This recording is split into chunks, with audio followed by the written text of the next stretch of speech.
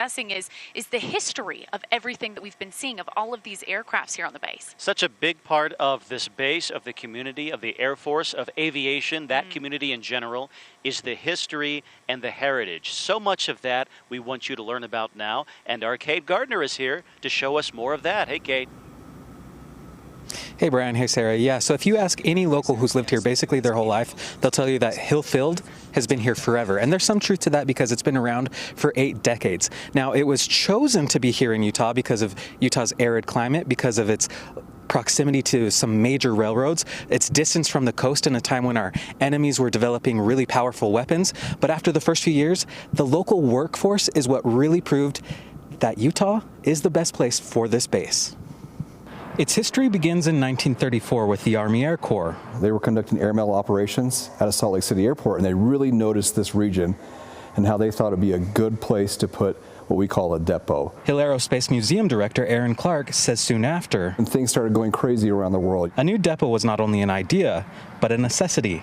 Construction begins in 1939. They think Hill Air Force Base, they think aircraft's always flying, pilots are everywhere, that's all they do. But that's not why the base was built. Hill's history started as a maintenance base and has continued on throughout the last 80 years. So what would happen during World War II is aircraft would come back from combat operations to Hill Field to be repaired, maintained, overhauled, and then they'd send them back to war. Hill Field was chosen because of its arid climate, proximity to the railroad, and distance from the coast. So when World War II started, we went from just a handful of employees to 22,000 employees in just 3 years, which is incredible. He says that workforce, many being local, proved to be the base's greatest asset, and it would also gain its name for one of the country's greatest assets. Hap Arnold was one of the forefathers of the Air Force, named Hill Field after Ployer Hill and his sacrifices made to the advancements of military air power. Major Ployer Hill was a test pilot for the Air Corps. Ployer Hill actually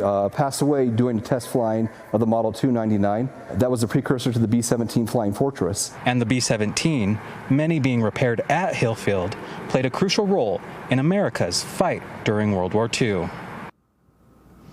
Okay, so Clark says that the base still continues with that mission today of repairing, maintaining, and advancing the United States' Air Force and all of the weapons.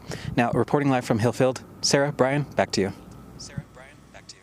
A history and a mission to keep in mind as you're heading out here to Hill Air Force Base this weekend. Kate, thank you very much.